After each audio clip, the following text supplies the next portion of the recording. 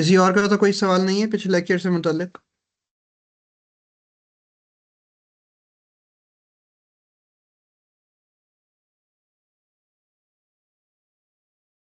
अल्हम्दुलिल्लाह। या फिर बहुत ही अच्छा समझ आ गया है या बिल्कुल नहीं समझ आया? अल्हम्दुलिल्लाह।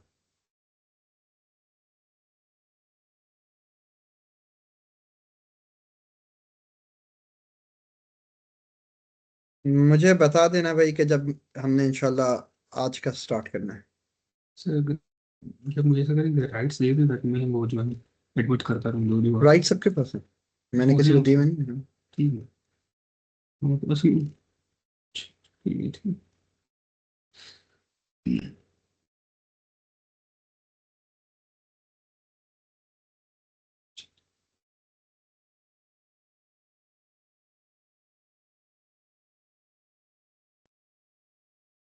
अस्सलामुअलैकुम सर, आई थिंक स्टार्ट कर ले।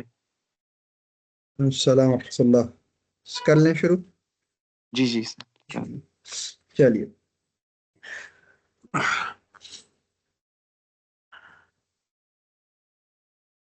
ओके। ओके, अस्सलाम वालेकुम रहमतुल्लाहि व बरकातुहू। बिस्मिल्लाहिर रहमानिर रहीम। अल्हम्दुलिल्लाहि रब्बिल आलमीन वल आक़िबतु लिल मुत्तक़ीन वला उद्वाना इल्ला अला ज़ालिमीन वस्सलातु वस्सलामु अला सय्यिदिल अंबिया'i वल मुरसलीन सय्यदुना मुहम्मद सल्लल्लाहु अलैहि व आलिहि व रज़िया अन अस्हाबिही व साइरिस सालिहीन अत्ताबिईन लहुम बिइहसान इला यौमिद्दीन, अम्मा बाद। आज जो पिछले हमने बात की थी, मैं आप लोगों से रिक्वेस्ट ये करूंगा कि जो पिछली बातें हम करते रहेंगे उनको लाजमन अपने जहन में हाजिर रखना है, उन वो आपके जहन में होनी चाहिए, क्योंकि मैं ज़्यादातर बातों को इंशाल्लाह अब आगे जाके सिर्फ रिलेट किया करूंगा, उसकी तरफ इशारा किया करूंगा, लेकिन बार बार उसको बार बार दोहराना जो है ना वो मुश्किल हो जाएगा, वरना हमारा टाइम बहुत ज़्यादा लगेगा। लेकिन इसका हरगिज़ ये मतलब नहीं है कि अगर आपको कोई रिलेशनशिप कायम करने में मसला हो रहा है पिछले से, तो आप सवाल ना करें। और मैं उस अगर आपका कोई सवाल होगा इंशाल्लाह तो मैं पूरी कोशिश करूंगा कि मैं उसको दोबारा उस तरीके से समझाने की कोशिश करूं या बताने की कोशिश करूं जिससे चीज़ें क्लियर हो जाए। कल हमने ये बात कर ली थी कि कौन सा इल्म जो है वही को किस कौन कौन से इल्म किस किस तरीके से पढ़ते हैं। हमने पिछले अपने सेशन के अंदर ये बात की थी कि वही को कौन कौन से इल्म किस किस तरीके से पढ़ रहे होते हैं। ये बात हमने कर ली थी। आज जो हम लोग थोड़ी सी एक दो एग्जांपल्स देखेंगे। अ, उससे पहले मैं आप लोगों से एक गुजारिश ये करना चाहता हूँ कि अगला जो लेक्चर होगा वो ज़्यादा मैं कोशिश करूँगा इंटरेक्टिव हो, और वो हमारा जो बेसिक जो टाइटल दिया गया था हमारे सेशन का, ख़ास उसी के ऊपर जाएगा। मतलब ख़ास उसके मतलब है कि वो प्रैक्टिकल चीज़ों से ज़्यादा उसका ताल्लुक होगा। तो जो डिफरेंस ऑफ ओपिनियंस हैं या डिसएग्रीमेंट है, अगर आपके जहनों में मौजूद है कि फ़लाँ बंदे के इख्तिलाफ फ़लाँ फ़िरका है, फ़लाँ फ़िरका है, फ़लाँ फ़िरका है, इसका क्या इख्तिलाफ है, ये क्या मसला है, इसकी क्या हैसियत है, तो वो मैं अपनी तरफ से नहीं बताऊंगा, कोई मिसालें ज़्यादा नहीं दूंगा, क्योंकि मुझे नहीं पता कि आप लोगों को कितना पता है और कितना नहीं पता। उसको हल करने का या उसको टैकल करने का तरीका यही होगा कि आप लोग सवालात करेंगे, और जो सवालात करता रहेगा उसी को उसी तरीके से मैं इंशाल्लाह कोशिश करूंगा, अगर मुझे पता होगा मैं बताता रहूं। जो नहीं पता होगा तो फिर मैं आपसे टाइम ले लूंगा कि मैं देख के बताऊंगा। लेकिन बात ये होगी कि अगर आपके जहन में कोई फ़िरक़े हैं कि इनका आपस में क्या ताल्लुक़ है या इनका क्या इख्तिलाफ़ात है या क्या किस नौइयत का मसला है और ये क्या इश्यूज़ हैं, तो वो सवाल जवाब के थ्रू मैं क्लियर करना चाहूँगा। अपनी तरफ से मैं जर्नल बात करके प्रिंसिपल समझाकर मैं बात को ख़त्म कर दूंगा अपनी तरफ से। देखिए, एक टीचर का काम ये नहीं होता कि वो आपको पका पकाया जवाब या खाना ला कर दे दें। एक टीचर का असल काम ये होता है कि आपके अंदर बेसिक कैपेबिलिटी या एबिलिटी पैदा कर दे कि या फिर आप आंसर खुद ढूंढ लें या फिर आपको पता चल जाए कि कहाँ से आंसर मिल सकता है। ये टीचर का काम होता है। ज़रूरी नहीं है कि हर सवाल का जवाब आपको पेश किया जाए प्लेट में रखकर। ये काम नहीं होता, वरना इसका मतलब है कि मैं भी अपनी ही पॉइंट ऑफ व्यू का आपको कल्ट बना रहा हूँ। ये नहीं करना होता। करना ये होता है, मेरा असल काम ये होगा इंशाल्लाह कि मैं या फिर आपको वो प्रिंसिपल्स समझा दूं जिसके जरिए से सवालात के जवाबात आप हासिल कर सके, अगर आपके अंदर खुद कैपेबिलिटी और एबिलिटी है। और अगर आप उस तरीके के आपके पास वो capability and ability because of your profession नहीं है, या कोई और वजह से, तो कम से कम आपको ये पता हो कि आपको वो किधर जाना है आंसर हासिल करने के लिए। बस ये मेरा काम होगा इंशाल्लाह। ये मैंने खुद सोचा था कि यही काम होना चाहिए। उसके बाद जितनी मैं कोशिश करूंगा वो आपके सवालात के ऊपर होंगे। पहली बात तो आज की होगी। दूसरी बात जो एक बुनियाद के तौर के ऊपर हम करना चाहेंगे, और फिर हम अपने टॉपिक पर आते हैं आज के, जो मैंने तैयार किया है आप लोगों के लिए। वो ये है कि देखिए, देर जैसे हमने पिछली बार कॉमन सेंस की बहुत बात की थी, एक और कॉमन सेंस होती है एक बात। Common sense requires, common sense ये आपसे मुतालबा करती है कि आप रिस्पेक्ट करें स्पेशलिटीज को, आप रिस्पेक्ट करें स्पेशलाइजेशंस को। ये कॉमन सेंस का मुतालबा है, ये रिक्वायरमेंट है कॉमन सेंस की। And if you do not respect specialisations, तो फिर आप आम जबान के अंदर आप कॉमन सेंस के ऊपर नहीं चल रहे। ठीक है, मैं अगर आपसे एक सवाल करूं, अल्लाह करे वो सवाल करने में मैं कामयाब हो जाऊं, अगर मैं आपसे एक सवाल करूं कि खुदा ना खास्ता आप लोग कहीं खड़े हैं और आपके सामने कोई ऐसा हादसा या कुछ ऐसी चीज होती है कि आपके सामने एक सवेयरली इंजर्ड बंदा या पेशेंट आके गिरता है, उसके इधर सुई कान चुभ गया है, या लंग्स के नीचे कांच अंदर चुभ, अंदर गहरा चला गया और उससे खून निकले जा रहा है, निकले जा रहा है, निकले जा रहा है। What will common sense dictate? Common sense क्या डिक्टेट करेगी? हम्म, कौन बताएगा? सर एम्बुलेंस को बुलाया जाएगा। Very good. और सबसे पहले तो उसके खून रोकने की कोशिश की जाएगी। अच्छा, कैसे करेंगे आप कोशिश? कोई कार्टन हो या कोई कपड़ा वगैरह हो उसके मुंह के ऊपर रखकर जो है ना बंद करने की कोशिश करेंगे क्योंकि खून रुक जाए। तो फिर सेकेंड चीज है कि एम्बुलेंस के जरिए कुछ हॉस्पिटल पहुंचने की कोशिश की जाए। गुड, सही है। और अगर आपको पता ये चले कि जब आपने उसको रोकने की कोशिश की और फिर आप जब उसको एम्बुलेंस लेके डॉक्टर के पास या हॉस्पिटल लेके गए, तो उन्होंने आपसे पहला सवाल किया कि इसके ऊपर कपड़ा किसने रखा था जिसकी वजह से ये बंदा मर गया, अच्छा। तो ये आप तो क्या करेंगे आप? जाहिर सी बात है, कहेंगे तो खून रोकने के हिसाब से जो हाँ, मेयर तो वो डॉक्टर आपसे कहे कि भाई आपको किसने कहा था आकर कि खून इस तरह रोका जाएगा इसका? ये आपने तो कॉमन अंदर कुछ भी कर दिया है, रप्चर कुछ कर दिया है, उसको और अंदर कर दिया वुंड को। अच्छा भला वो जितना निकल रहा था निकलते देते डॉक्टर के पास लेकर आते। मगर अगर खून जिस हिसाब से बहता रहता तो हॉस्पिटल पहुंचने से पहले भी मर जाता। इसका मतलब है कि आपका जो रोकना था वो जस्टिफाइड है, चाहे आपके रुकने से ही क्यों ना मारा हो।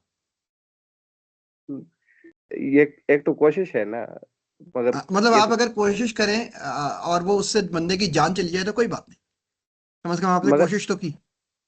इंटेंशनली तो उसको मारने की तो कोशिश नहीं थी ना, इसको गुड फेथ के अंदर उसको बचाने की कोशिश थी। एग्जैक्टली मैं यही आपसे अर्ज कर रहा हूँ कि कॉमन सेंस डिक्टेट आपको ये कर रही है कि अगर अगर आप नेक नियति के साथ किसी की जान ले लें तो कोई बात नहीं। ये तो नहीं है इस तरह से। है ना? यही मत या कोई और मतलब है? सही कह रहे हैं आप।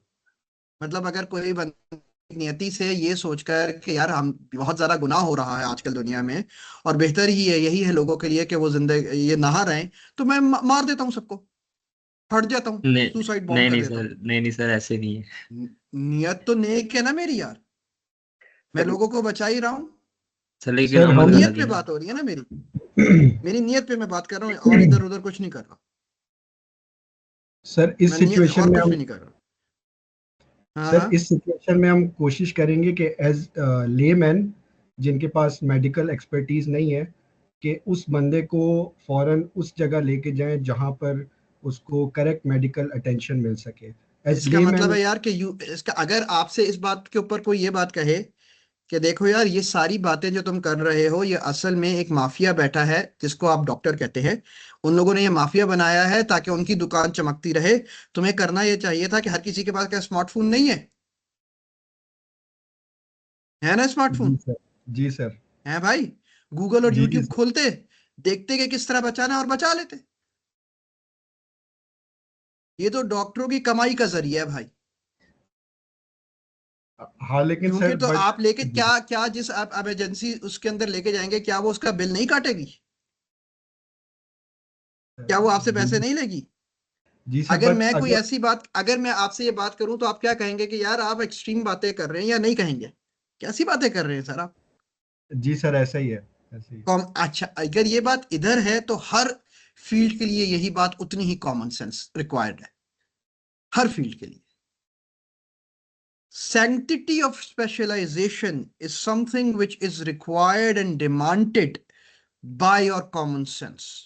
If anyone is calling you and asking you to go against the sanctity of these specializations, he is asking you something which is against very common sense. And if you are following that, तो इसका मतलब है कि आप उससे कम common sense, आपके आपके पास common sense नाम की भी कोई चीज नहीं है। सही है। अब यही मिसाल मैं आपको एक और तरीके से भी देता हूं। अगर फर्ज कीजिए आपके सर में दर्द हो, थोड़ा दर्द हो रहा है आपके सर में, और वो दर्द है, हल्का हल्का दर्द हो रहा है, लेकिन आपको तकलीफ दे रहा है और आपको तंग कर रहा है, व्हाट विल यू डू? क्या करेंगे आप लोग?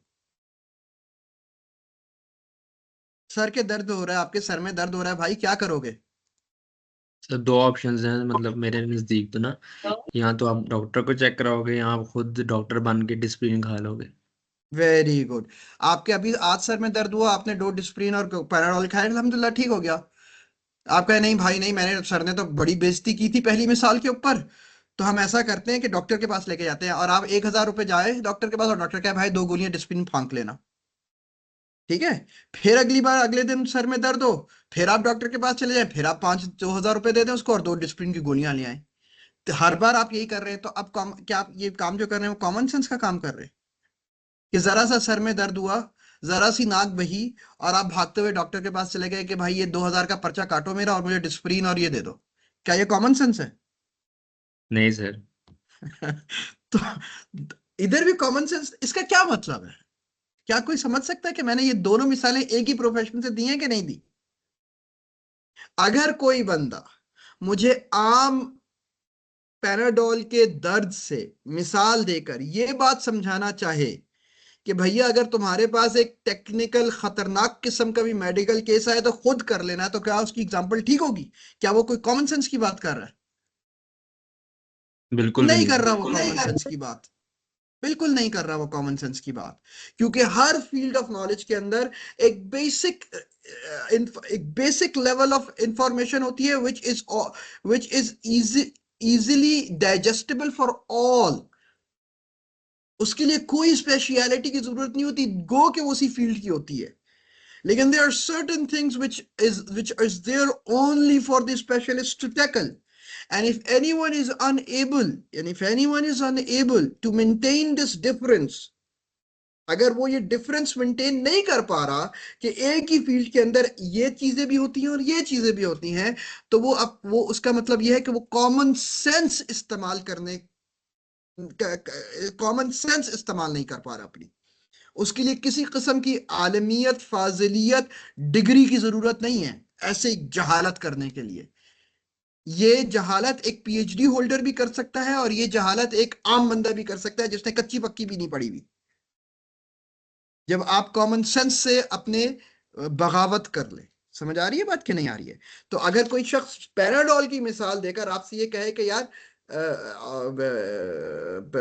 ऑन्कोलॉजिस्ट की भी जरूरत नहीं है और फलाह की भी जरूरत नहीं है और ढिमका की भी जरूरत नहीं है, तो आपको पता होना चाहिए कि वो बंदा कितनी बेहुदा बात कर रहा है।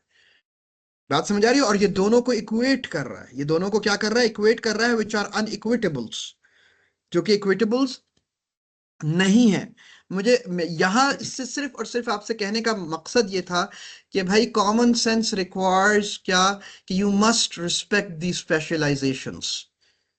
तकद्दुस जो है तखस्सुस का, स्पेशलाइजेशंस का जो तकद्दुस है, उस तकद्दुस को पामाल नहीं करना चाहिए। समझ आ रही है बात कि नहीं आ रही है? और तीसरी बात करके मैं आगे चला जाऊंगा। और जब आप किसी भी खुदा ना खास्ता आपको कोई क्रॉनिक डिजीज हो जाती है, आपका एक दिन सर में दर्द हो रहा है, दूसरे दिन सर में दर्द हो रहा है, तीसरे दिन में सर में दर्द हो रहा है, पैराडोल खाए जा रहे हैं, नहीं ठीक हो रहा, वो सर का दर्द और जगह और भी चीजें आपके अंदर पैदा कर रहा है, फिर बुखार करने लग गया, फिर और कोई चीज स्वेलिंग करने लगी, कुछ खुदा ना खास्ता होने लग गया, फिर आप फौरन जाते हैं ऑब्वियसली डॉक्टर के पास, फिर आप पैराडॉल के ऊपर इक्तफा नहीं करते। कॉमन सेंस यही है, डॉक्टर आपका मुआयना करता है, आपका टेस्ट करता है और सारे काम करता है, फिर आपको एक पर्चे के ऊपर चीजें लिखकर दे देता है कि भाई आपने ये करना है, ये करना है, ये करना है, ये करना है। आप वो पर्चा उठाते हैं और आप क्या करते हैं, क्या करते हैं आप? सर फार्मेसी चले जाते हैं। और फिर क्या करते हैं, दवाई खरीदते हैं और जिस तरह डॉक्टर जी ने बताया होता है वैसे करने खाते लगते हैं। हैं। ऐसे ही बात, ऐसे ही बात है ना। अगर कोई अफलातून सुकरात बुकरात आपको आकर ये कहे कि भाई you are a blind follower,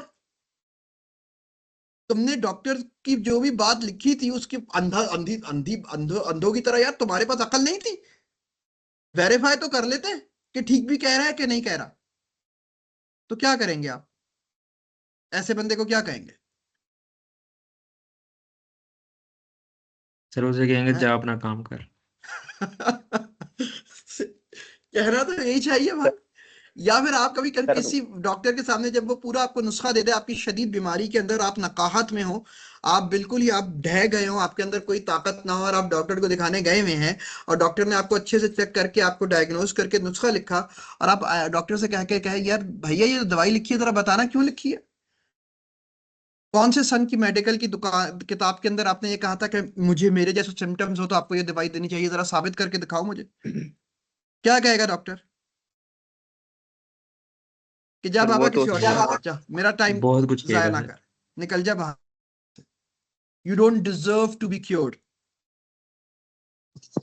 you don't deserve to be, because you're not respecting what, you're not challenging, you're not respecting the specialization if you're not yourself a doctor. हाँ, अगर उसको ये बात पता हो कि आप भी उसी फील्ड के डॉक्टर हैं और आप उससे बात करें और आप उससे कहें कि भैया आपने प्रोग्नोसिस कैसे बनाया, तो वो फौरन जवाब नहीं देगा आपको, बिल्कुल देगा, by respecting your credentials as well, because you are a medical specialist like himself, like his self. He will respect your credentials and he will tell you why he made that prognosis, your diagnosis, sorry, why he made that diagnosis. He will respect your specialization. लेकिन मैं उठा के चला जाऊं और मेरे पास तक अलिफ बे ना पता और मैं उससे सवालात करना ना कहो यार जाओ जाओ किसी और जो तुम्हें जवाब देना उसके पास चले जाओ, और फिर आप बाहर आके वावेला करें कि हाय यार देखो जरा कैसे कैसे बद इखलाक और कैसा फिरौन और कैसा किस्म का बंदा है कि जिसने अपनी दुकान चमकाने के लिए इस किस्म की हरकतें की। में कोई बंदा उसको बुरा नहीं कहेगा, आपको इंसेन कहेगा, आपको कहेगा कि यार तुम्हारी अकल जब अल्लाह बांट रहे थे तो किधर, क्या घास चरने गए हुए थे तुम? जब अकल बट रही थी क्या करने गए हुए थे तुम? समझ आ गई बात कि नहीं आ गई? ये कॉमन सेंस है, ये कॉमन सेंस है। अगर आपको कोई शख्स ये कॉमन सेंस छोड़ने के लिए कह रहा है तो सोच लीजिए वो बंदा कितना बड़ा सुकरात और मुकरात है कि जो आपको कॉमन सेंस पे नहीं जाने दे रहा। समझ आ रही है बात कि नहीं आ रही? यहां एक बात है, ऑब्वियसली आप सबको पता है कि ये बात मैं क्यों कह रहा हूं, सारी बातें कि यही बात मजहब के लिए है। हमने मजहब को असल में, मजहब इस्लाम को हम लोग क्योंकि इस्लाम की बात कर रहे हैं इस वक्त, हमने इस्लाम को इतना कमतर और इतना नीच और इतना कम ज़र्फ समझ लिया है कि हम इसको एक स्पेशलाइजेशन समझते ही नहीं। आप हम ये समझते हैं कि कोई भी बंदा इस्लाम के अंदर स्पेशलाइजेशन नहीं कर सकता, बल्कि हर एरा गैरा नत्थु खैरा, every Tom Dick and Harry, जब वो पैदा होता है उसके पास ये हक है कि वो इस्लाम के ऊपर या दीन के ऊपर राय दे, और ये खुदा ने उसको हक दिया हुआ। ऊपर से हम खुदा के ऊपर ये बात थोप देते, ये खुदा ने उसको हक दिया हुआ।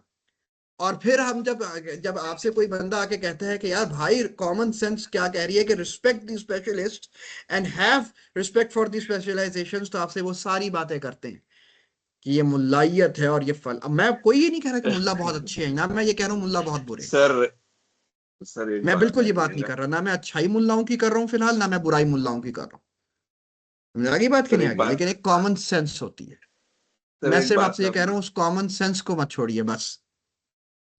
हाँ, अगर आप बेसिक चीजों पर भी मुल्ला के पास जाएंगे तो ऑब्वियस सी बात अजीब सी है, लेकिन अगर आप हर चीज को कहें कि भाई मैं अभी गूगल करता हूँ और अभी यूट्यूब में निकाल लूंगा सब, तो फिर आपकी अकल को उतनी ही तोपों की सलामी मिलनी चाहिए जितनी पहले दो लोगों की अकल को मिली थी, जितनी तोपों की सलामी। ठीक है, having said this is the basic, मैं सिर्फ कॉमन सेंस को आपकी उजागर करना चाह रहा हूँ। ठीक है, सवालात हम इंशाल्लाह आखिर में ले लेंगे जल्दी से। इसके बाद मैं आपसे ये कहना चाह रहा हूँ, जो टेक्स्ट है, आपको ये बात समझनी चाहिए कि जो कुरान और सुन्नत है हमारे पास, जो कि बुनियाद है शरीयत की, जो कि बुनियाद है इस्लाम की, ये हमारे पास टेक्स्ट की शक्ल में है।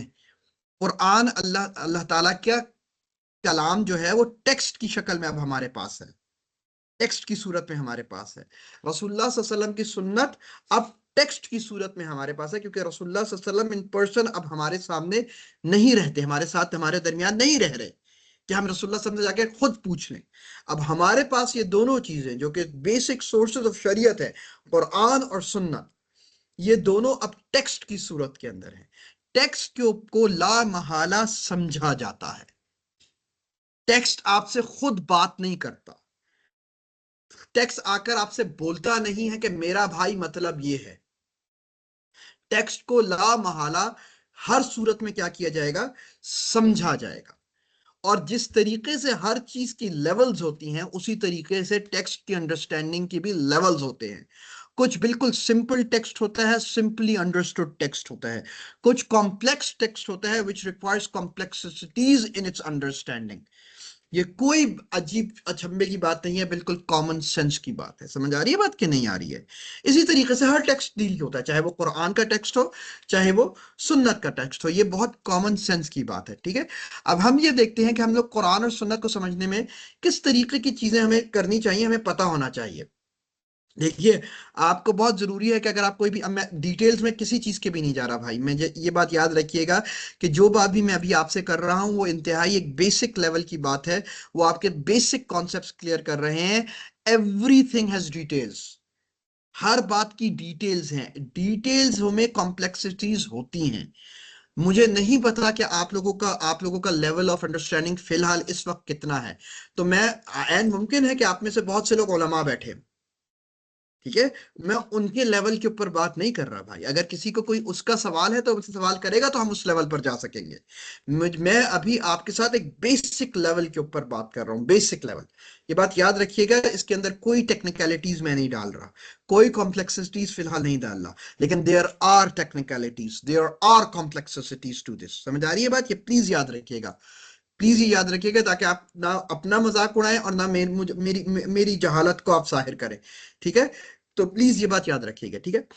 टेक्स्ट को मुख्तलिफ तरीके होते हैं। फॉर एग्जाम्पल, कुरान की हमारे कोई आयत पढ़नी है या सुन्नत समझनी है, तो हमें सबसे पहले हम ये देखते हैं, हम सबसे पहले तो नहीं, ये कोई क्रोनोलॉजिकल ऑर्डर नहीं है, कुरान ही उस बारे में क्या कह रहा है। एक आयत कुरान की आयत मुमकिन है कहीं और अल्लाह ताला उसको खुद ही से वाज़ेह कर रहे हैं, और सुन्नत क्या कह रही है, लुगत क्या कह रही है। लैंग्वेज इज मोस्ट इंपॉर्टेंट, क्योंकि कुरान एक खास लैंग्वेज के अंदर नाजिल हुआ है। अगर आपको वो लैंग्वेज नहीं आती तो वह खलास, you can not understand Quran, उसका कॉन्टेक्स्ट क्या कह रहा है। अगर हम इसकी एक छोटी सी बिल्कुल लेवल की मिसालें एक दो लें, तो मैं उम्मीद है कि आपको मेरी बात समझ आ जाएगी। ये मैंने जब मेरी स्क्रीन या व्हाइट बोर्ड आपके साथ,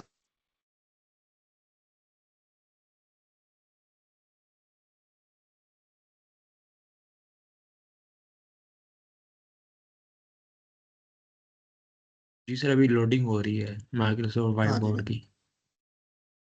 अच्छा ये आप भी देख रहे हैं, सही है। जी सर, आयत आ गई, अब लिखिए। ओके जी, हम इस आयत को देखते हैं, ठीक है। ये एक आयत है कुरान की।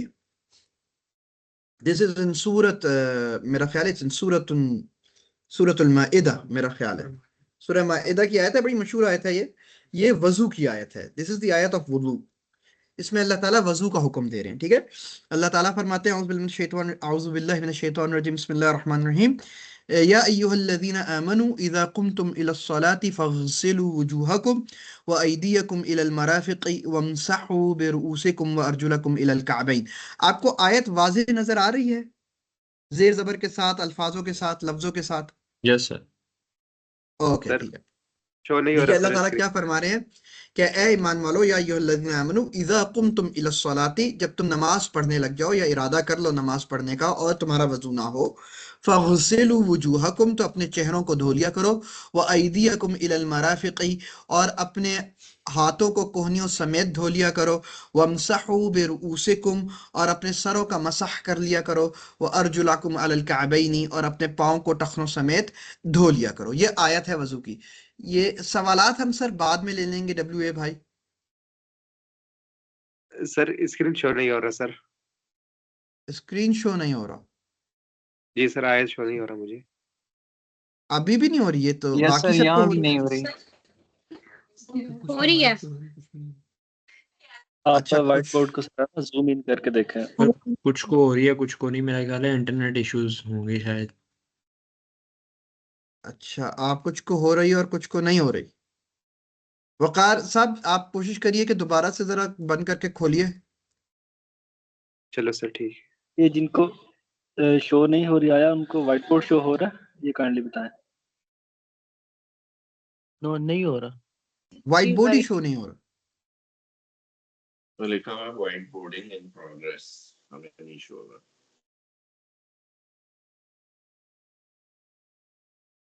शोरा मैं क्या दोबारा शेयर करूं? Probably. Okay, let me try it again. लिखा हुआ है cannot load white screen board, कुछ इस तरह से लिख के आ रहा है। ओए होए, you don't have access, you don't have access. You don't have access cannot load white board. ओए होए, अब ये तो फिर मुझे यार इतना मुझे नहीं पता इन चीजों के बारे में। अभी भी नहीं हो रहा यार? सर पीसी में हो रहा है, मोबाइल में नहीं हो रहा। ओके, पीसी पे हो रहा है। वकार साहब, आप मोबाइल से तो नहीं है? जी सर, मोबाइल पे ही। हाँ, फिर ये थोड़ा सा आपको ये थोड़ा सर सा शायद एक्चुअली बिल्कुल ही ब्लैंक स्क्रीन आ रही है व्हाइट बोर्ड की जगह, मतलब बिल्कुल ही ब्लैक स्क्रीन आ रही है, कुछ भी शो नहीं हो रहा है। जूम इन आप करें। मोबाइल पे है क्या? नहीं, मैंने इसको लैपटॉप ब्लैंक से ज्वाइन किया हुआ है। लैपटॉप से किया हुआ है, अभी भी नहीं नजर आ रही है आपको? नहीं सर। अगर आप लीव करके दोबारा रीज्वाइन करें तो शायद देखिए हल हो जाए। या फिर आप ऐसा करें ना कि ये वाली आयत व्हाट्सएप ग्रुप पे भी भेज दो यार, वो अभी मुझे भेजी। ताकि वो अगर इधर से सर कोई नहीं। ओके सर, बट अभी कुछ लोगों ने लीव कर दिया है, दोबारा ज्वाइन। हाँ, हम ज्वाइन कर रहे हैं, वो उसको करवा देते हैं, लेकिन अगर ये ताकि वो आयत देख ले सामने जिस पे मैं बात सर कर वो रहा हूँ। हम शेयर कर देते हैं व्हाट्सएप।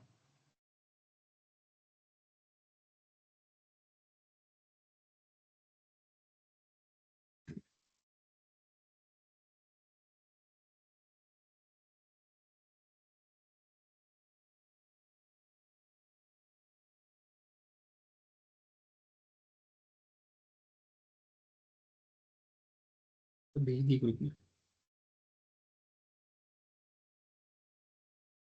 चलिए, सर ग्रुप ग्रुप पे में भी शेयर आपके होगी। आयत, हाँ ग्रुप पे भी आयत आ रही है, आ गई होगी व्हाट्सएप। अगर उधर इधर नजर नहीं आ रहा तो जरा उसको ही देख लीजिए फिर, ठीक है? ओके, शुरू करें कि फिर क्या वापस आ गए लोग? इंशाल्लाह आगे होंगे। यस सर, आगे। ओके, देखिए अब ये आयत है जिसमें अल्लाह ताला ये फरमा रहे हैं। आपको आयत मैंने बता दी कि अल्लाह ताला फरमा रहे हैं कि अगर तुम में से कोई शख्स नमाज का इरादा करे या नमाज पढ़ना का वो करे, कस्त करे, और उसका वजू ना हो, तो वो पहले अपने हाथों को, चेहरों को धो ले, और फिर अपने हाथों को धो ले कोहनियों समेत, और फिर अपने सर का मसाह कर ले, और अपने पाँव को टखनों समेत धो ले। आयत बिल्कुल वाज़ेह है, क्लियर है, इसमें कोई मसला तो नहीं है ना? इसके मतलब में कोई मसला तो नहीं समझ हो रहा? ठीक नहीं है। सर। अब अगर मैं आपसे, अगर आपके पास यही आयत है चले, और अगर कोई आपसे आके बात ये करे, आपसे आए और आपसे कहे कि भाई मुझे ये बताना कि मैं वजू कर रहा था और ना मेरे से गलती से जो सीक्वेंस है, मुंह धोने से पहले मैंने हाथ धो लिया, तो क्या मेरा वजू हो गया? यानी कि क्या सीक्वेंस जो है वजू का, वो करना फर्ज है कि नहीं है फर्ज? अगर फर्ज है तो इसका मतलब ये है कि अगर मैंने हाथ पहले धो लिए मुंह धोने से, तो इसका मतलब क्या है कि वजू नहीं हुआ। अगर वजू नहीं हुआ तो मेरी नमाज भी नहीं होगी, या मैंने पाँव पहले धो लिया या जो भी मैंने पहले धो लिया। तो इसका मतलब सवाल यह है कि अगर सीक्वेंस ऑफ द वुदू है, इज इट ऑब्लिगेटरी, क्या ये फर्ज है? आयत क्या आपको जवाब दे रही है इसका? No sir.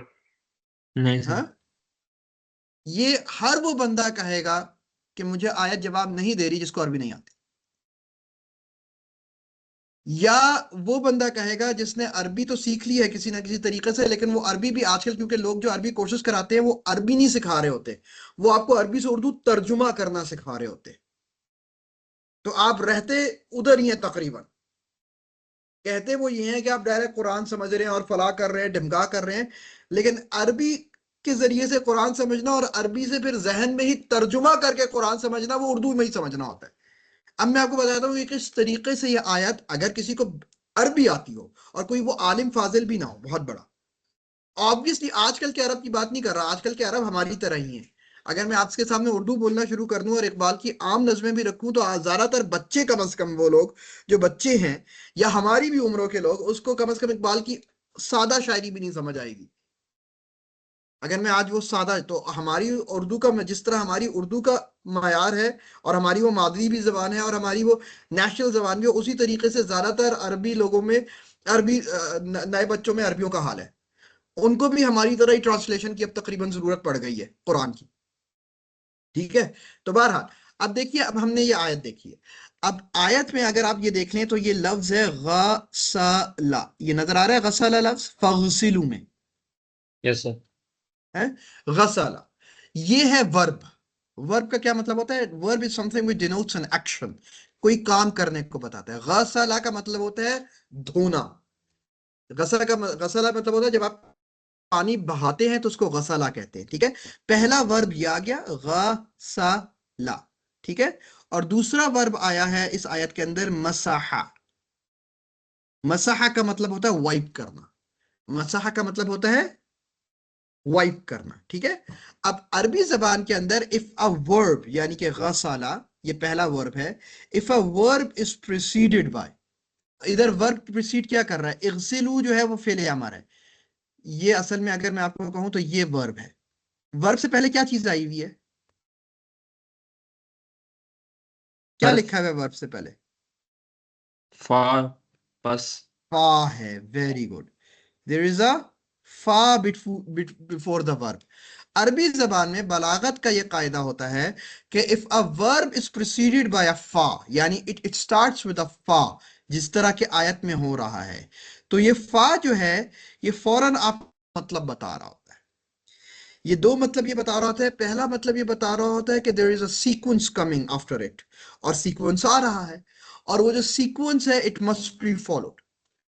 वो जो सीक्वेंस है इट मस्ट बी फॉलोड। तो देखिए, वर्ब के बाद गसाला के बाद सीक्वेंस आया है। पहला सीक्वेंस क्या है? वजूहा को। वजूह का क्या मतलब होता है? Your faces. पहला सीक्वेंस ये है। दूसरा सीक्वेंस है अयदियकुम इलल मराफिकी, ये दूसरा हो गई सीक्वेंस। फिर है रुऊस, सर। अयदियकुम इलल मराफिकी, हैंड अंटिल योर एल्बोस। रूस कहते हैं हेड्स को, और फिर अर्जुल कहते हैं पाँव को, अर्जुल कहते हैं फीट को, और काबैन कहते हैं टखनों को।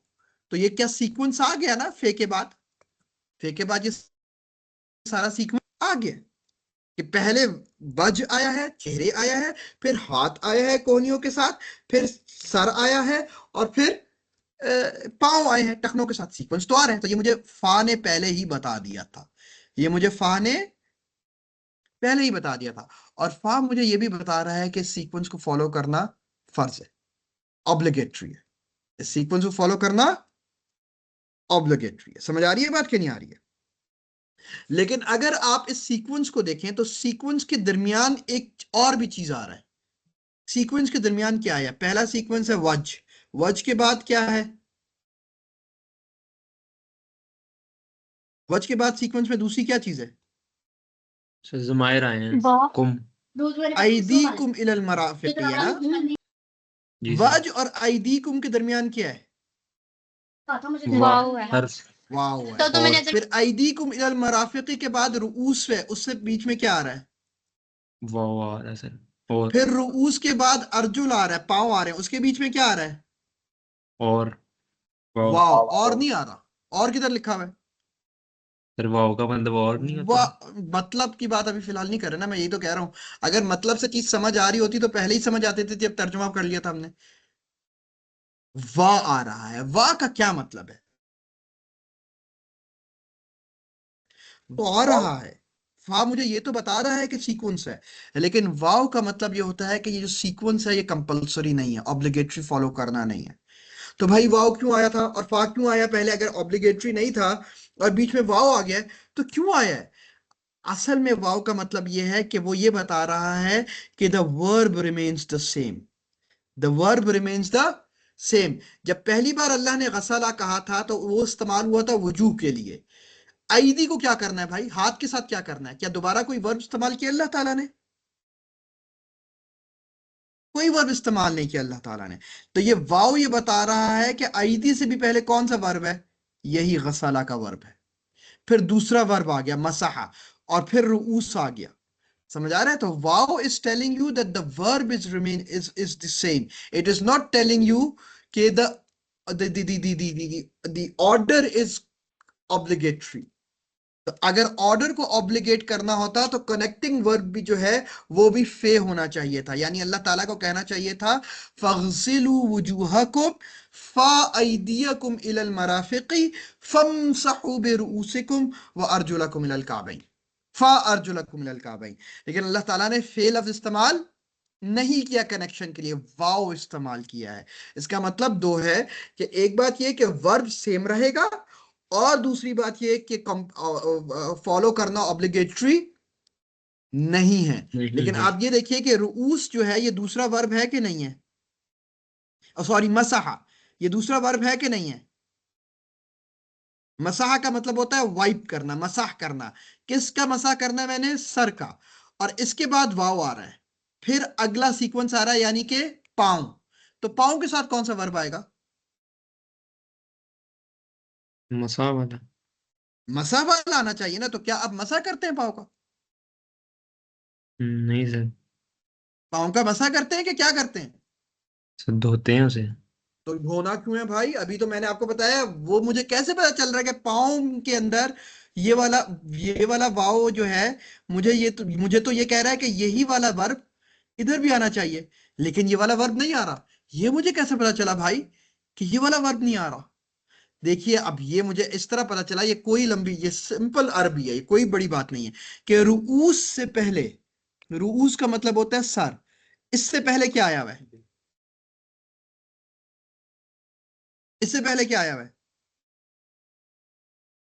रूस से पहले क्या आया हुआ है? सर बा। बा आया हुआ है। बा इज अ हरफ जर, इसी वजह से ये जेर आया है। हरफ जर की काम ये होता है कि जिसके बाद भी, इसके बाद जो भी चीज आएगा उसको वो जेर दे देता है। ये सीन के नीचे ये जेर इसी हरफ जर की वजह से है। ठीक है? और अगला जो लेटर है वो है अर्जुलेकुम। अगर ये यही वाला होता, मसा ही होता, तो यहां भी लाम के नीचे क्या होना चाहिए था? जेर होना चाहिए जेर। लेकिन अल्लाह ताला ने क्या किया हुआ है? क्या जेर है कि जबर जबर है? दिया। ये जबर किधर से आ गया भाई? बे तो मुझे ये कह रहा है कि यहाँ पे जेर होना चाहिए, ये जबर किधर से आया? ये जो जबर है ये कहां से आया है?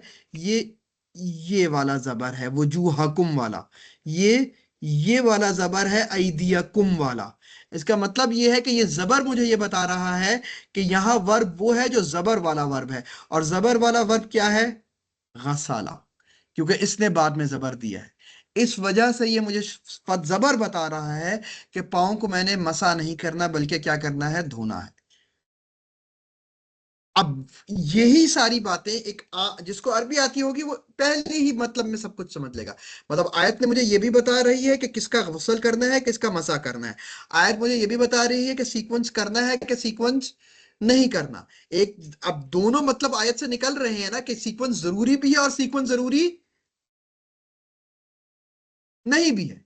सीक्वेंस जरूरी भी है और सीक्वेंस जरूरी नहीं भी है। दोनों मतलब आयतों से निकल रहे हैं। तर्जुमे में आपको ये सारे मतलब समझ आ रहे थे जो मैंने अभी आपको बताया? नो।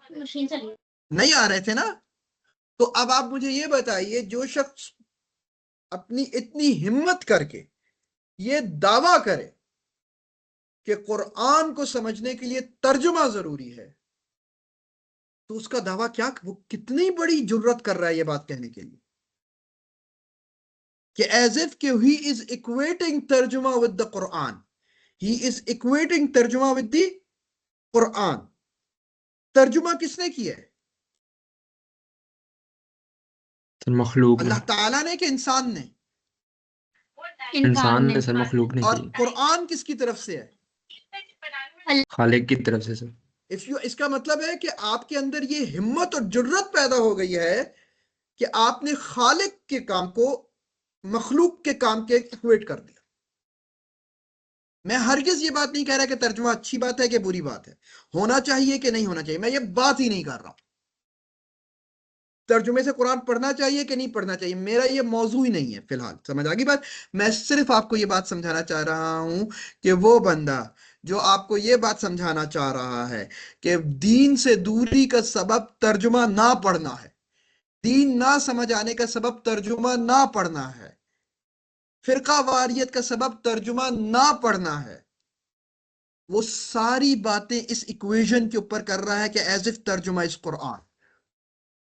चाहे वो कहता रहे कि आप 10 तर्जुमे पढ़ लें, 10 लोगों के तर्जुमे भी कुरान नहीं है, और फिर वो आपसे ये मुतालबा करे कि आप जब तर्जुमे से पढ़ लेंगे तो इंशाल्लाह आप सारे मसाइल को हल कर देंगे, ऐसी कोई बात नहीं है। वो सिर्फ और सिर्फ आपके साथ खेल खेल रहा है, वो सिर्फ और सिर्फ आपके साथ खेल खेल रहा है, जो आपको तर्जुमों पे लगाकर ये कोशिश और बावर करवाना चाह रहा है कि आप मसाइल हल कर लेंगे, आप इश्यूज को रिजॉल्व कर लेंगे। आपने कुरान समझने का हक अदा कर दिया है, आप पे फर्ज था कि आप तर्जुमा पढ़ें, आप पर कोई ऐसी चीज जरूरी नहीं थी। कोई तर्जुमा इज इंसान का काम, कुरान इज अल्लाह का काम। There is no equation between the two, there can be no equation between the two. समझ आ रही है बात कि नहीं आ रही है? अब ये एक बिल्कुल सिंपल लेवल ऑफ अंडरस्टैंडिंग है। देयर आर, इसके अगर आप इन डेप्थ में जाए तो और बहुत सी चीजें आएंगी आएंगी आएंगी, and there are exceptions as well. What I have told you right now, there are exceptions to it as well, लेकिन मैं उस फिलहाल उसमें जाने की जरूरत नहीं है ना, समझाने के लिए इतनी बात काफी है। क्या यहां तक ये आयत समझ आ गई? मैं एक और आयत आपके साथ करना चाह रहा था, लेकिन मेरा नहीं ख्याल कि हमारे पास क्या इतना टाइम है कि हम एक और आयत कर लें, कि नहीं है? कर लेते हैं, 50 मिनट्स हैं अभी। चले कर लेते हैं, चले। हाँ चलिए, अब मैं एक और जल्दी से एक आयत करता हूँ आपके साथ। अल्लाह ताला करते हैं, कोशिश करते हैं कि इंशाअल्लाह। अब वो शेयर तो मैंने लोगों के साथ नहीं की हुई। सर सवाल मैं लूंगा। सर मैंने रिज्वाइन किया है तो फिर भी स्क्रीन शो नहीं हो रही है। हाँ बच्चे,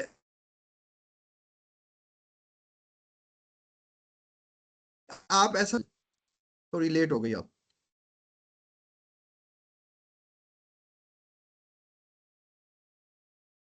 स्क्रीन अब मैं शेयर करने लगा हूं, मैं व्हाइट बोर्ड शेयर नहीं कर रहा, ठीक है? Now I am going to share this screen.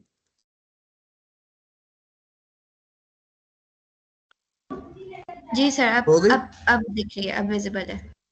दिख गया? अच्छा, और क्या मैं अगर स्क्रीन शेयर करता तो मैं इस पे काम कर सकता था? नहीं, स्क्रीन पे काम नहीं कर सकता। ओके, अब स्क्रीन शो हो रही है आपको? जी सर, शो हो रही है ओके, अल्हम्दुलिल्लाह। अब दूसरी आयत पे हम आते हैं, जल्दी कोशिश करता हूँ कि जल्दी से हो जाए।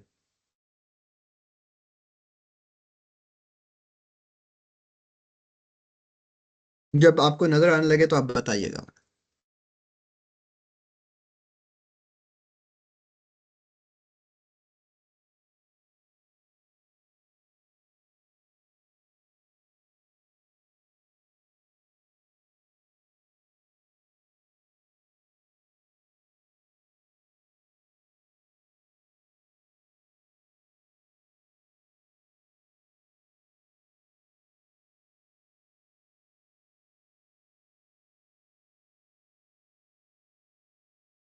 नहीं हुआ अभी तक शेयर? लोडिंग शो हो रही है, लोडिंग नहीं शो सर, हो अभी रही है। लोडिंग हो रही है। अल्लाह ताला खैर करेगा इंशाल्लाह।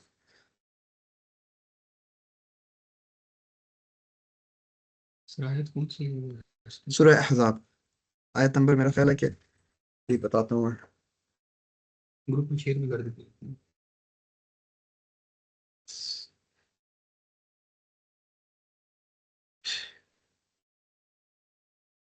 थोड़ी हिलचल हुई है।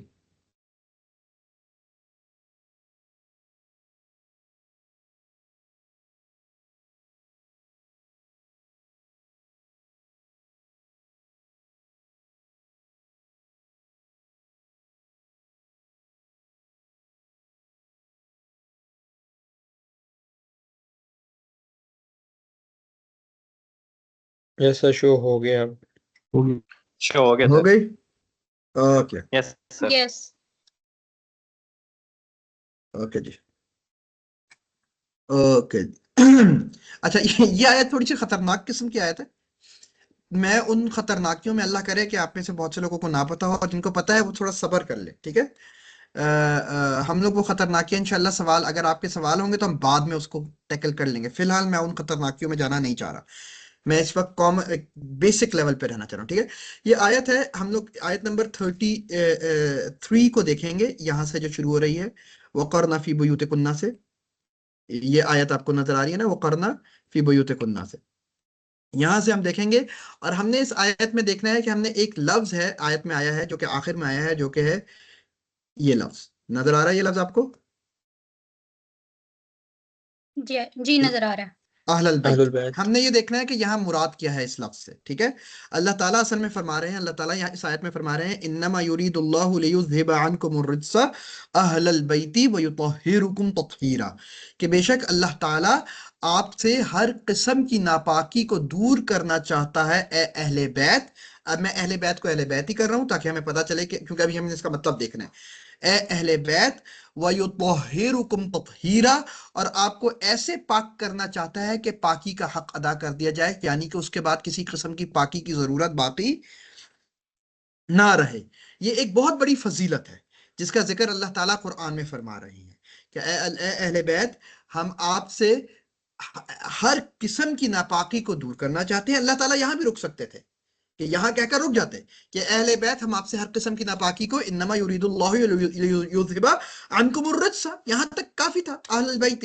लेकिन बाद में अल्लाह ताला ने सिर्फ ये नहीं कहा कि नापाकी को दूर कर रहे हैं, बल्कि क्या कहा भी का फरमाया, वयुत्तहिरुकुम तत्हीरा, आपको ऐसा पाक करना चाहता है कि पाकी का भी हक अदा कर दिया जाए, यानी कि शदीद मुबालगा है, शदीद मुबालगा है इस बात के अंदर।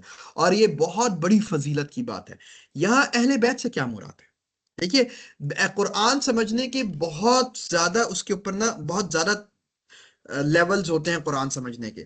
उनमें से बेसिक लेवल 4 हैं, बेसिक लेवल 4 होते हैं कुरान समझने के, कि आप कुरान को कुरान के थ्रू समझिए, आप कुरान को सुन्नत के थ्रू समझिए, आप कुरान को अरबी जबान की लैंग्वेज के प्रिंसिपल्स और रूल्स के थ्रू समझिए, या फिर आप कुरान को उसके कॉन्टेक्स्ट के जरिए से समझिए। और ये जो 4 हिस्से हैं, यानी कुरान को कुरान के जरिए से समझना, कुरान को सुन्नत के जरिए से समझना, कुरान को लुगत के उसूलों और कवायद के जरिए से समझना, और कुरान को उसके सियाक और सबाक यानी कॉन्टेक्स्ट के जरिए से समझना। ये कोई क्रोनोलॉजिकल ऑर्डर नहीं है। क्रोनोलॉजिकल ऑर्डर का क्या मतलब है कि पहले आप कुरान को कुरान से समझेंगे, फिर कुरान को सुन्नत से समझेंगे, फिर कुरान को लैंग्वेज से समझेंगे, फिर कुरान को कॉन्टेक्स्ट से समझेंगे। फिर नहीं है ये कोई क्रोनोलॉजिकल ऑर्डर नहीं है, बल्कि ये चारों चीजें एक साथ करनी है। ये चारों चीजें एक साथ करनी है। मतलब यह है कि अगर कुरान अपना मतलब खुद ही कुरान में बता रहा है तो वहां रुक नहीं जाना और फिर कहना कि बस काफी है, इससे ज्यादा हमें नहीं चाहिए। नहीं, ये नहीं करना, बल्कि हमने ये भी देखना है कि सुन्नत क्या कह रही है, हमने ये भी देखना है कि लुगत क्या कह रही है, हमने ये भी देखना है कि कॉन्टेक्स्ट क्या कह रहा है। समझ आ गई बात कि नहीं आ गई? और अगर आप किसी एक लेवल पर आगे रुक जाएंगे तो बहुत ज्यादा चांसेस ये हैं कि your understanding of the verse is flawed understanding. Your understanding of the verse is flawed understanding. समझ आ रही है बात कि नहीं आ रही है? तो इसकी मैं मिसाल आपको देता हूं कि हम पहले ये देखते हैं कि हमने लफ्ज किसका मतलब निकालना है, अहले बैत का, कि व्हाट डज अल्लाह मींस। जब कुरान ये कह रहा है कि अहले बैत हम आपसे ये काम करना चाहते हैं, तो अहले बैत से मुराद क्या है, क्या मतलब है इस अहले बैत का। हम देखते हैं कि कुरान ने क्या अहले बैत का लफ्ज इस्तेमाल किया हुआ है। कुरान ने बहुत सी जगहों पे और भी अहले बैत का लफ्ज इस्तेमाल किया है। मैं ऑब्वियसली उन डिटेल्स में नहीं जा रहा फिलहाल कि हर चीज को मैं देखूं, मैं सिर्फ समझाने की हद तक बुनियादी बातें आपके सामने रखूंगा। मैं 2 जगहों के जिक्र आपसे करता हूं जिधर अल्लाह ताला ने अहल का लफ्ज या अहले बैत का लफ्ज इस्तेमाल किया है।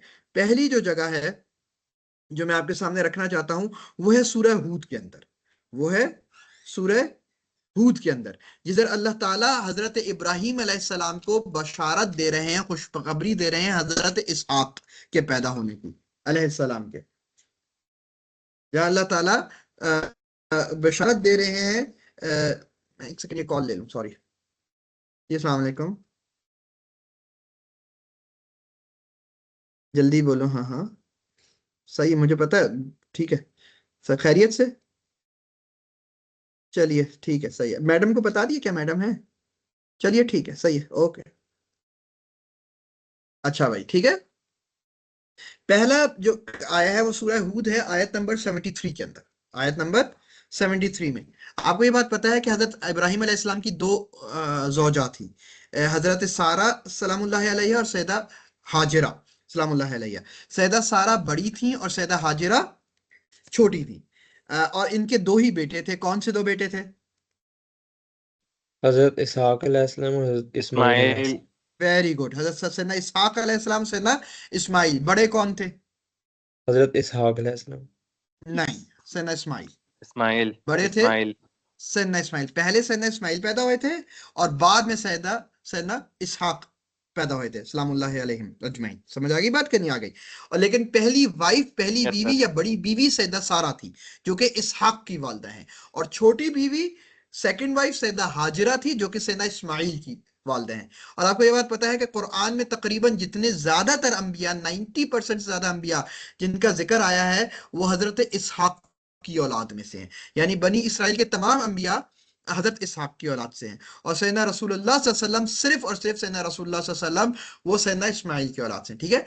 और सैयदना इसहाक जो सैयदना सारा जो है उनकी औलाद नहीं हो सकती थी, सैयदना सारा की औलाद नहीं हो सकती थी, ये बात भी कुरान नहीं हमें हो सकती। बताता है।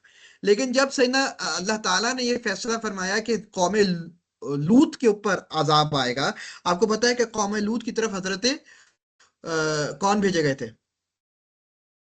सैयदना हूद अलैहिस्सलाम भेजे गए थे। हजरत नूह, हैं? हजरत लूत। हजरत लूत लूत अलैहिस्सलाम कौम अलैहिस्सलाम। लूत की तरफ, ऑब्वियसली इसलिए वो कौम लूत थी। वेरी गुड, मैंने हूद बोला था ताकि कोई पकड़ता है कि नहीं। बहरहाल सैयदना लूत अलैहिस्सलाम भेजे गए थे कौम लूत की तरफ। सैयदना लूत अलैहिस्सलाम सैयदना इब्राहिम के कजन भी थे, ठीक है। अब फरिश्ते जा रहे हैं कौम लूत पर अजाब के लिए। बीच में अल्लाह ताला ने उनको हुक्म दिया कि सैयदना इब्राहिम किसे होते हुए जाना और उनको ये बशारत दे देना कि भैया तुम्हारे घर अब इसहाक पैदा होगा, ठीक है। जब फरिश्ते आते थे तो ऑब्वियसली वो इंसानी लिबास में आते थे। कुरान ये पूरा किस्सा हमें सूरह हूद में बताता है कि जब फरिश्ते सैयदना इब्राहिम के घर आए तो वो फौरन गए, उन्होंने एक बछड़ा ज़िबह किया, जबरदस्त किस्म का गोश्त उनको उसको उसको उन्होंने बारबेक्यू किया और फरिश्तों के सामने रखा। जब फरिश्ते खा नहीं रहे थे तो हजरत इब्राहिम को अजीब सा लगा कि यार खा क्यों नहीं रहे, एक तो मेहमान हो, ऊपर से सफर से भी आए हो, फिर भी नहीं खा रहे। तो उनको थोड़ी सी तशवीश हुई। तो फरिश्तों ने कहा फिक्र ना करे, आप परेशान मत हो, हम लोग फरिश्ते हैं और हम खाना शाना नहीं खाने आए यहाँ पर, बल्कि हम अल्लाह ताला का हुक्म आपको पहुंचाने आए हैं और आपको खुशखबरी देने आए हैं कि अब आपके घर बेटा होगा, और ये सारी बातें की। तो आप ऑब्वियसली सैयदा सारा भी मौजूद थी, कोई वो 3 बेडरूम या 2 बेडरूम्स के हाउस में तो रहते नहीं थे कि इतनी दूर दूर हो, एक ही कमरे का हुजरे का घर होता था अंबिया का। सैयदा हाजरा उधर, सैयदा सारा जो थी वो उधर ही पर्दे के पीछे थी। जब उन्होंने ये बात सुनी कि अब उनके यहाँ बेटा होगा, तो उन्होंने कहा, कुरान क्या कालत या वैलता अलिदु व अना अजूजुन व हाज़ा बाली शैखा। उन्होंने कहा हाय अल्लाह, ये कैसे होगा भाई, कॉमन सेंस की बात नहीं है ये तो। मतलब ये कैसे होगा कि हमारे यहाँ पैदा होगा बच्चा, जबकि मेरी हालत देखो कि मैं कितनी बूढ़ी हो गई हूँ, और इस मेरे शौहर के हालत देखो। इन्ना हाज़ा लशैउन अजीब, ये तो इंतहा बहुत ही अजीब सी चीज है। ये तो तुम बहुत ऐसी बात कर रहे हो जो दिमाग में और कॉमन सेंस में ना आने वाली हो। इसके ऊपर फरिश्तों का जवाब सुनिए। कुरान में फरमाते हैं अल्लाह ताला, क़ालू अतअजबीना मिन अम्रिल्लाह, अतअजबीना मिन अम्रिल्लाह। फरिश्तों ने कहा, ताजबीना जो है वो उसके आखिर में क्या आया, ये और नून, ठीक है, और ते से शुरू हो रहा है। ये और नून और शुरू में जो ते है ये प्रोनाउंस है। ये क्या है? Pronouns. What are pronouns, pronouns? Pronouns. ज़माइर। प्रोनाउंस क्या होते हैं? जो नाउन्स की जगह पे इस्तेमाल होते हैं, ज़माइर वेरी होते गुड, हैं। जो नाउन की जगह आते हैं, नाउन की जगह वो आते हैं, रिप्लेस करते हैं। तो ये जो प्रोनाउन है, ता शुरू में और वजह और नून बाद में, it is a pronoun for second person female singular.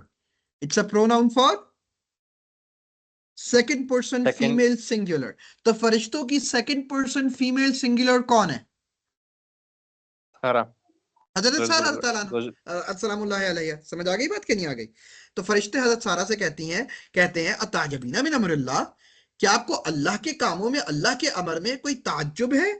रहमतुल्लाहि व बरकातुहु अलैकुम अहलल बैती, अल्लाह की रहमत और बरकात हो आप पर। कौन?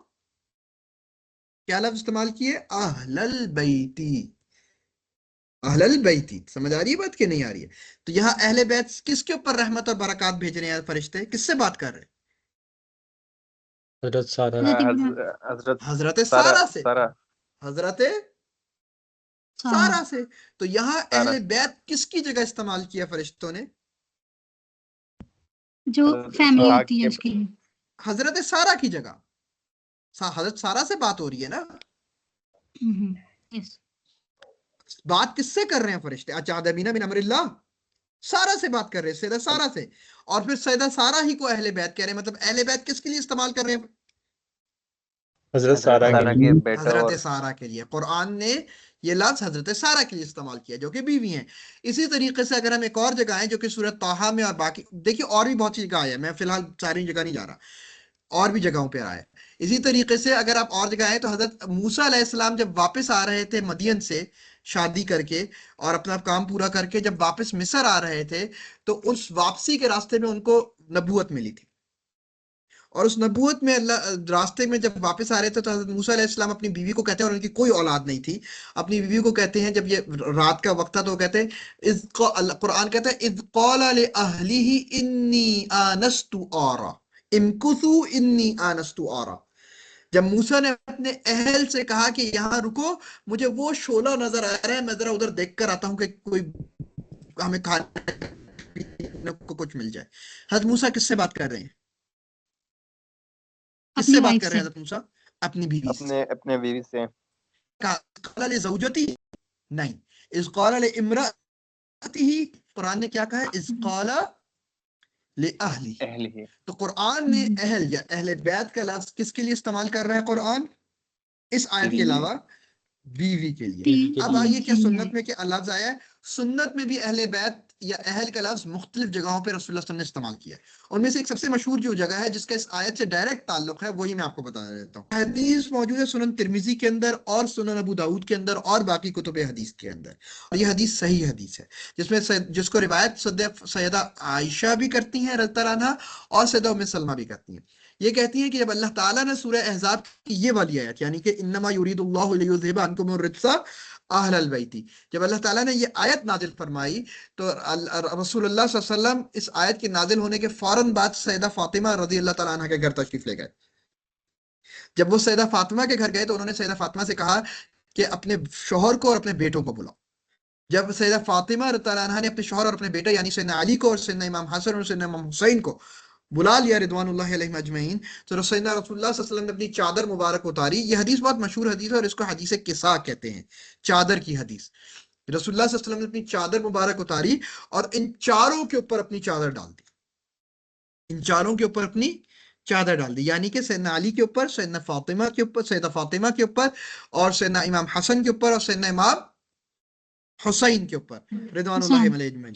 और अल्लाह जब रसूलुल्लाह सल्लल्लाहु अलैहि वसल्लम ने उनके ऊपर चादर डाली, तो रसूलुल्लाह सल्लल्लाहु अलैहि वसल्लम ने अपनी शहादत की उंगली यूं आसमान की तरफ उठाई और फरमाया कि अल्लाहुम्मा अशहद हाउलाई अहले बैती, अल्लाहुम्मा अशहद हाउलाई अहले बैती, ए अल्लाह गवाह रहिएगा ये है मेरे अहले बैत। और फिर इन चारों की तरफ इशारा फरमाया, वतहिरहुम तत्हीरा। और फिर रसूलुल्लाह सल्लल्लाहु अलैहि वसल्लम ने यही आयत के लफ्ज इस्तेमाल किए जो आयत में आए हैं कि अल्लाह आप इनको ऐसा पाक कर दीजिए जैसा कि पाकी का हक अदा हो जाए। कि यहाँ रसूल क्या समझ आ रही है कि एज इफ रसूलुल्लाह सल्लल्लाहु अलैहि वसल्लम इस आयत की क्या कर रहे हैं, तशरीह कर रहे हैं। तो यहाँ इस आयत में जिनकी पाकी का जिक्र आ रहा है, जिस अहले बैत की, अल्लाह रसूलुल्लाह सल्लल्लाहु अलैहि वसल्लम ने किसको गवाह बनाकर, अल्लाह को गवाह बनाकर किसको अहले बैत कहा है? हजरत फातिमा की और हजरत हाँ, अली सैयदा को फातिमा को, सैयदना अली को, और सैयदना इमाम इमाम हसन हसन को और सैयदना इमाम हुसैन हुसैन रज़ियल्लाहु रज़वानुल्लाह अलैहि। समझ आई बात? यहाँ इन चारों को सैयदना रसूलुल्लाह सल्लल्लाहु अलैहि वसल्लम अहले बैत कह रहे हैं। अब हदीस हमें ये मतलब बता रही है अहले बैत का। ठीक है, अब आप आइए हम अगर रूल्स ऑफ लैंग्वेज पे जल्दी से आ जाएं। अहलल बैत में क्या है, लाम के ऊपर क्या है? देखिए अरबी जबान में अहलुल बैत जो है, या अहलुल बैत जो है, ये एक तरकीब कहलाती है जिसको कहते हैं मुजाफ और मुजाफ इलैह। मुजाफ और मुजाफ इलैह यानी मुजाफिर एसोसिएटेड और एसोसिएटेड टू, यानी एक चीज एसोसिएट हो रही है और दूसरी चीज से एसोसिएट की जा रही है, ताल्लुक पैदा किया जा रहा है दो चीजों के दरमियान। समझ आ रही है बात? एसोसिएशन बताई जा रही है। यानी कि बैतुल्लाह, बैत का मतलब घर, अल्लाह का मतलब अल्लाह। बैतुल्लाह यानी कि आपने घर की इजाफत कर दी अल्लाह के साथ, यानी अल्लाह का घर, इन दोनों को आपस में एसोसिएट कर दिया है। समझ आ रही है बात? रसूलुल्लाह यानी रसूल को एसोसिएट कर दिया अल्लाह के साथ, यानी अल्लाह का रसूल। समझ आ रही है बात कि नहीं आ रही है? असदुल्लाह यानी असद, शेर को एसोसिएट कर दिया अल्लाह के साथ, यानी कि अल्लाह का शेर। अब्दुल्लाह यानी कि अब्द, बंदे को एसोसिएट कर दिया अल्लाह के साथ, यानी अल्लाह का बंदा।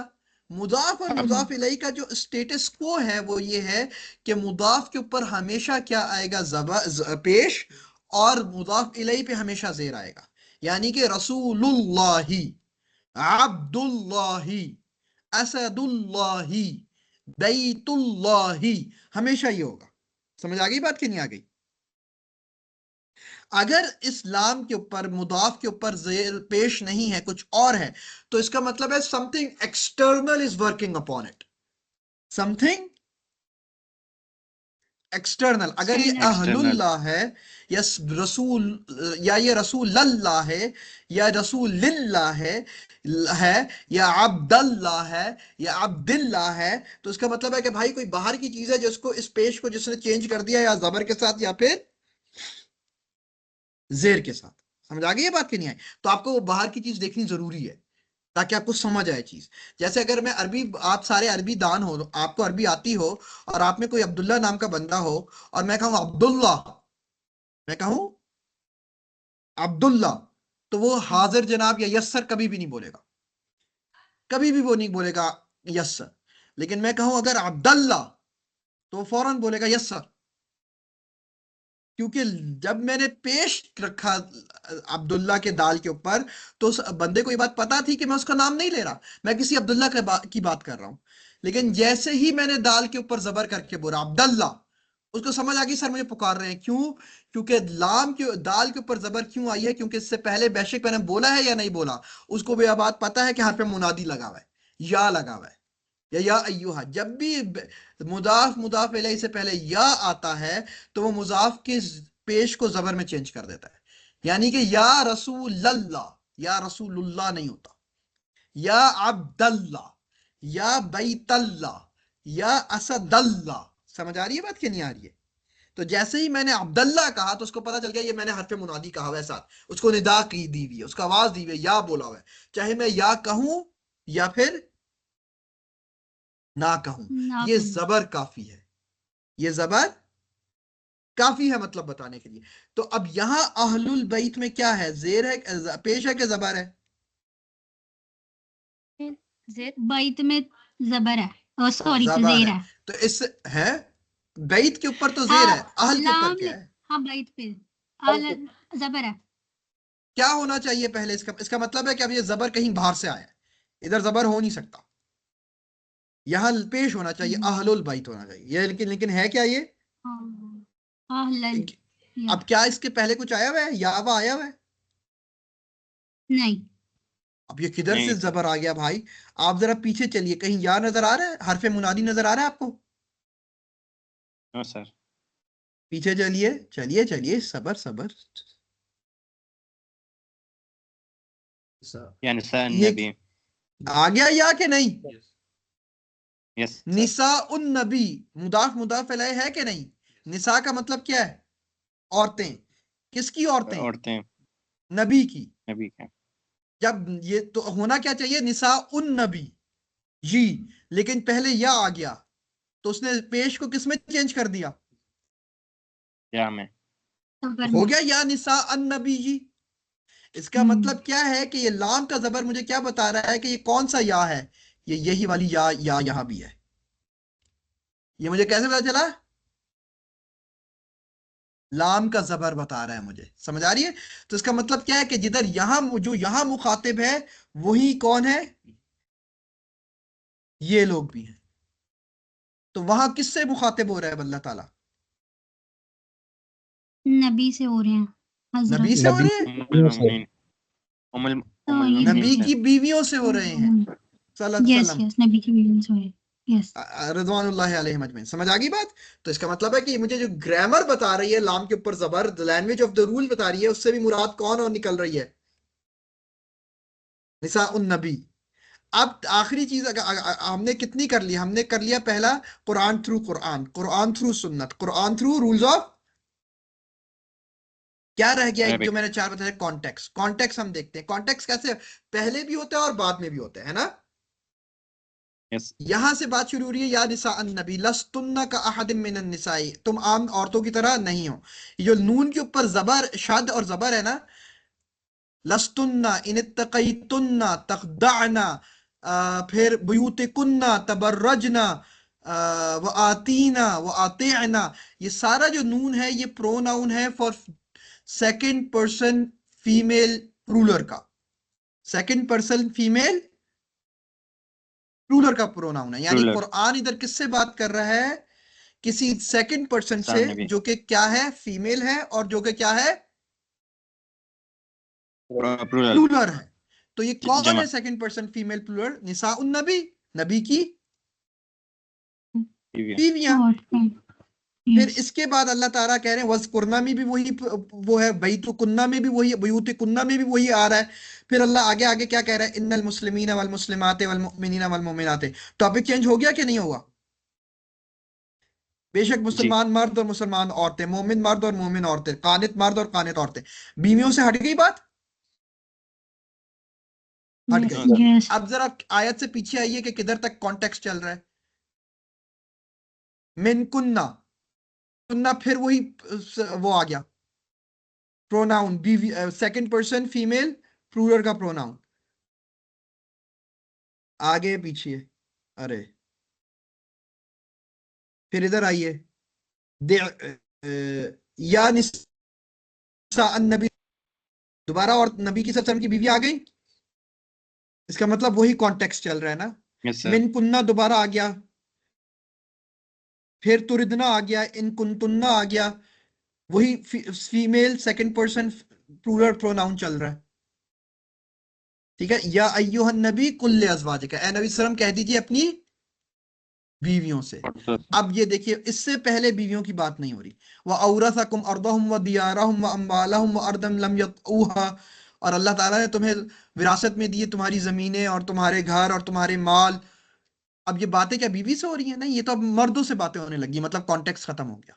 यानी कॉन्टेक्स्ट शुरू किधर से हो रहा है? या अय्युहन नबी कुल्ले अज़वाजिका से, और खत्म किधर हो रहा है? लतीफन खबीरा पर। क्या इन सारे कॉन्टेक्स्ट के अंदर कोई नाउन या प्रोनाउन चेंज हुआ है? कोई प्रोनाउन चेंज नहीं हुआ। यानी हर जगह एक ही लोगों से बात की नो जा रही सर है, और वो कौन लोग हैं? Second person female plural. वो कौन है? सेकंड पर्सन फीमेल सान वो प्लूरल, कौन नबी है? की बीवियां। नबी की बीवी। इसका मतलब है कॉन्टेक्स्ट भी क्या बता रहा है कि उम्मुल अहले मोमिनीन बैत किस कॉन्टेक्स्ट में आ रहा है। अ, अब आप ये निसा देखिए, नबी अब आप ये वाइस। देखिए कि कुरान ने अहल बैत का लफ्ज नबी की बीवी के लिए इस्तेमाल किया है। सुन्नत में सैयदा फातिमा और उनके घर वालों के लिए इस्तेमाल हुआ है। रूल्स ऑफ लैंग्वेज मुझे इस आयत में ये बता रही है कि ये नबी की बीवियों के लिए इस्तेमाल हुआ। कॉन्टेक्स्ट ये बता रहा है कि नबी की क्या मतलब है अहले बैत का। नबी के घर सान वाले। नबी तो वो जो रसूलुल्लाह सल्लल्लाहु अलैहि वसल्लम की हदीस का क्या करें? सुन्नत और कुरान को आपस में कॉन्ट्रडिक्ट करवाएंगे? लड़वाना है क्या? क्या रसूलुल्लाह सल्लल्लाहु अलैहि वसल्लम कुरान के ऑफिशियल इंटरप्रेटर नहीं है? अल्लाह ताला कुरान में क्या फरमाते हैं? अल्लाह ताला फरमाते हैं कि इन्ना अंजलना इलैकल कुरान लितुबय्यिना लिन्नासि मा नुज़िला इलैहिम। ए नबी सल्लल्लाहु अलैहि वसल्लम, हमने आप पर यह कुरान नाजिल किए हैं लितुबय्यिन लिन्नास, कि ए नबी सल्लल्लाहु अलैहि वसल्लम ये आपका काम है कि आप लोगों को बताएंगे कि इसका क्या मतलब है। रसूलुल्लाह सल्लल्लाहु अलैहि वसल्लम एक मतलब बता रहे हैं और आप हम इतनी आसानी से उस मतलब को खत्म कर दें, कैसे कर दोनों सकते हैं? मतलब लिए इसका जाएंगे। मतलब ये है कि ये दोनों लोग अहले बैत में रसूलुल्लाह सल्लल्लाहु अलैहि वसल्लम ऑफिशियल इंटरप्रेटर होने की हैसियत से ये हक रखते थे कि वो इंटरप्रेट करे, और उन्होंने ये बात बताई कि इस आयत में अहले बैत से मुराद ये लोग भी हैं, और कुरान खुद इसका कॉन्टेक्स्ट लैंग्वेज मुझे बता रही है कि इससे मुराद ये लोग हैं, तो इसका मतलब है ये दोनों मिल के अहले बैत बन रहे हैं। अगर आप कोई एक को इनमें से कोई एक प्रिंसिपल भी छोड़ देते, कोई एक स्टेप भी छोड़ देते, तो आप अहले बैत का मतलब क्या निकालते? गलत निकालते। समझ आ रही है बात क्या नहीं आ रही है? Yes sir. एग्जैक्टली आ रही है।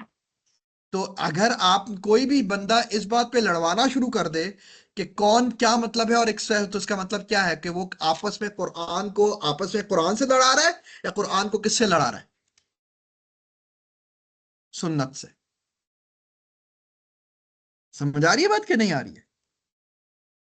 Yes sir. ये मतलब नहीं होना चाहिए। अब ये बताइए कि अगर मैं तर्जुमा करूं तो ये क्या मतलब निकलेगा इस आयत से? तर्जुमे से ये मतलब निकल रहा है? No sir. तर्जुमे में तो वो आपको क्या कह देंगे? घर वाले, या अल्लाह की बीवी या बीवियां या अहल वाले। फला या ढिमका। अब बताइए हल होते हैं मसले इससे? इसी पे लड़ते रहेंगे कि घर वाले कौन होते हैं और कौन नहीं होते। समझ आ रही है बात कि नहीं आ रही है? Yes sir. Yes sir. अब ये सिर्फ आपको बताने का मकसद सारा क्या था? ये सारा चीजें आपके साथ करने का मकसद ये था कि तर्जुमा इज नॉट कुरान, पहली बात। और क्या था? और मतलब ये था कि there can be different levels of understanding as well, यानी कि understanding is not a simple process, it is a complex process. It is a complex process. You Complex process. Must admit it, और आपको ये हक देना चाहिए text को, वरना you will deprive text something which belongs to it।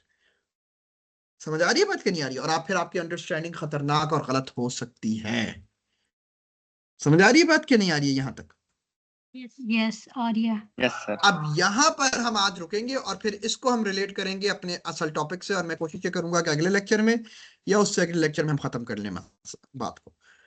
अब अभी तक के लिए कोई अगर सवाल है तो आप लोग कर सकते सर हैं। हाँ जी, प्लीज बेयर विद मी। हाँ जी। आपने कुछ बड़े मजे की बातें की हैं, और बिफोर आई बिगिन मैं आपको सिर्फ इतना कहना चाहूंगा कि I don't disagree with you, लेकिन मैं आपको बहुत बुरी तरह हिलाने वाला हूँ कुछ बातों में। क्या करना चाह रहा हूँ? Sir sorry. आपने हिलाने वाला हूँ सर। सर अच्छा, आपने ये हिलाइए, बात की ना सर आपने ये बात की कि कोई मरीज डॉक्टर के पास जाए और पूछना शुरू कर दे। तो बात यह है, एज अ डॉक्टर मैं आपको एक बात बताऊं, आप बिल्कुल ठीक कह रहे हैं। बाज दफा कुछ मरीज ऐसे आते हैं कि उनको ना अलिफ पता होती है ना बे पता होती है, लेकिन वो बातें ऐसे कर रहे होते हैं जैसे कि सिर्फ आपके पर लेके आए हैं और बंदे का दिल चाहता है कि उस थपड़ी मार दे। लेकिन सर अब दुनिया बदल गई है, आपके पास इंटरनेट है, इट्स एज ऑफ इंफॉर्मेशन, और बहुत सारे मरीज ऐसे आते हैं जो कि अपने सिम्टम्स को चेक करके और आपको बड़ी इंपॉर्टेंट डिटेल्स दे जाते हैं। और वो उसमें एक एलिमेंट होता है कि वो बड़े तमीज से अगर बात करें तो डॉक्टर कभी माइंड नहीं करता, बल्कि मजा आता है और उसके साथ इंसान एक डिस्कशन कर लेता है पेशेंट के साथ कि भाई आप सही कह रहे हो, आपने ठीक चेक किया है, ये मसला हो सकता है, ज्यादा डिटेल्स दिए बगैर, क्योंकि वो एक लेमैन है तो आपने उसके साथ लेमैन के तौर पे ही बात करनी होती है। तो इसमें कोई बुराई नहीं है। मसला सर ये हो गया है कि पहली बात तो ये कि देखिए सर, मैं कुछ पॉइंट्स बोलना चाहूंगा। मेडिकल की एग्जांपल देना भी कोई इतनी अच्छी बात नहीं है, क्योंकि there is a difference in the nature of fields. Religion जो होता है सर पर्सनल बिलीफ और प्रैक्टिस होता है, जबकि मेडिसिन एम्पिरिकल है और रिलीजन इंटरप्रेटेटिव है। जब वहां पे इंटरप्रिटेशन आएगी वहां डिफरेंस ऑफ ओपिनियंस आती हैं। और आपने एक बात की और किसी ने किसी और आलिम से दूसरी बात सुन ली, उसका डिफरेंट ओपिनियन है, इवन दो कि वो उसकी डिटेल्स को नहीं समझता, तो इट्स नेचुरल कि फिर इख्तिलाफ आएगा। और इसमें कोई इतना मसला भी नहीं है, क्योंकि बाज़ दफ़ा जो होता है इख्तिलाफ जो होता है वैलिड होता है, मतलब इन्हिराफ नहीं होता, इख्तिलाफ होता है। दूसरा सर, आपकी ये जो पर्सनल अंडरस्टैंडिंग इन रिलीजन है, ये इस्लाम में तो बहुत इंपॉर्टेंट है। हर जगह पे कहा गया है कि आप जो है नॉलेज सीखो, रिफ्लेक्ट करो कुरान पे। ये तो नहीं कहा गया कि आप जो हो स्कॉलर पे छोड़ दो सब कुछ। आई अंडरस्टैंड कि एक चीज होती है कि आप वो होते हो, मुकल्लिद होते हो, लेकिन एक लेवल ये भी होता है कि आप मुकल्लिद होने के बावजूद दलील पे समझते हो। स्कॉलर्स के दरमियान डिफरेंसेस हैं, स्कॉलर्स के दरमियान करप्शन है।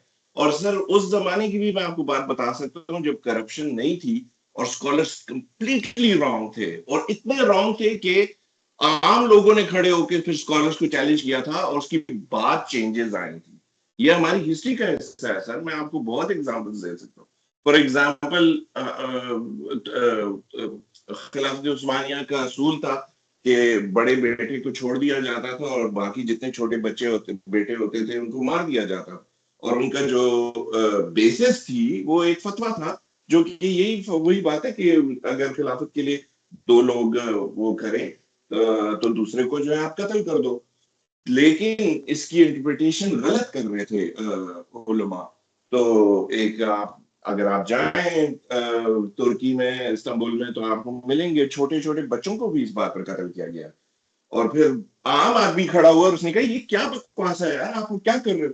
उसके बाद जो है उस्मानियों ने जो है उस असूल को चेंज किया। तो बात ये है सर कि ये मैं असल में इस चीज के इसलिए खिलाफ हूं कि ये हमारे ही उलमा अक्सर ये बात करते हैं, और मसला ये है कि बहुत सारे उलमा बिल्कुल गलत बात कर रहे होते हैं, और आप उनको कहते हो यार ये अब इस बंदे को मैं कैसे कहूँ, ये आलिम बनकर बैठा हुआ है और बात जो है वो इतनी गलत कर रहा है। तो इसमें कोई मसला नहीं है। उलमा को इस चीज से मसला नहीं होना चाहिए। उनको प्यार से ये बात समझा देनी चाहिए कि भाई आपने जो ये इंटरप्रेट किया है, मैं आपको बताता हूँ कि आपकी इंटरप्रिटेशन किस बात पे गलत है। जिस तरह के एज अ डॉक्टर मैं कितने मरीजों को कह देता हूँ कि भाई आप जो है जो बात कर रहे हैं वो ठीक नहीं है। मैं अपने एक्सपीरियंस के मुताबिक कह सकता हूँ कि आपकी जो आप अपने आप को डायग्नोज कर रहे हैं वो बिल्कुल गलत है, और उसकी ये वजह। तो उसमें जो है आप, और सर दूसरा ये कि रेगुलेशन है। आप जो किसी के साथ बदतमीजी से आप बात कर लें तो आपकी तो शिकायत हो जाएगी, और आप मुझसे साल भर अपने आप को डिफेंड करते फिरोगे। तो हमारे चूंकि रेगुलेशन इस तरह की है नहीं रिलीजियस फील्ड में, तो हमारे रिलीजियस जो अथॉरिटीज हैं वो बस एक अनाथ का मसला बना के वो इस तरह एक्ट कर रहे होते हैं जैसे कि मतलब नाउजुबिल्लाह उन्हीं को बस हर चीज का पता है और किसी और इंसान को पता ही नहीं है। ठीक है सर। एक चीज और है ना, इंकरेजमेंट ऑफ क्रिटिकल थिंकिंग। ठीक है सर।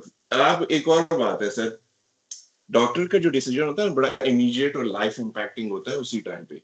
आपकी मेडिकल प्रिस्क्रिप्शन फॉरन अर्जेंट इफेक्ट्स, टेंजिबल कॉन्सिक्वेंसेस देती है। जबकि रिलीजियस उसमें जो है पर्सनल ओपिनियंस हैं आपके, वो they allow time for contemplation and discussion. ठीक है। इंडिविजुअल रिस्पॉन्सिबिलिटी है सर रिलीजन में। आप सिर्फ एक बात बताएं, मैं खुदा के सामने खड़ा होकर कहूं, अल्लाह ताला मुझसे पूछे कि यार आपने एक काम किया बिल्कुल गलत किया, और मैं आगे से कहूं जी मैं तो मुकल्लिद था, तो मैंने जो है बस अपने इमाम की मुकम्मल तकलीफ की सारी जिंदगी। मुझे 2 बार जरा सा ख्याल भी आया कि शायद मैं ठीक काम नहीं कर रहा किसी बात पे, और जो है इस वजह से। और सर ये बात आजकल के जमाने में ज्यादा इंपॉर्टेंट है। मैं क्लासिकल फिक की बात नहीं कर रहा। आजकल के आपने अभी जो अहले बैत की एग्जांपल दी है, मैं नाम लिए बगैर बोलूंगा कि बहुत बड़े हमारे स्कॉलर समझे जाते हैं, टीवी पे लोग सुनते हैं उनको, और बहुत सारी बातें उनकी ठीक भी होती हैं, बट हिज ओपिनियन इसके अहले बैत सिर्फ बीवियों के लिए है, और जो है इमाम हसन इमाम हुसैन उसमें नहीं है। और उसकी बिना पे वो कंप्लीटली शिया फिक की जो है रद्द कर देते हैं।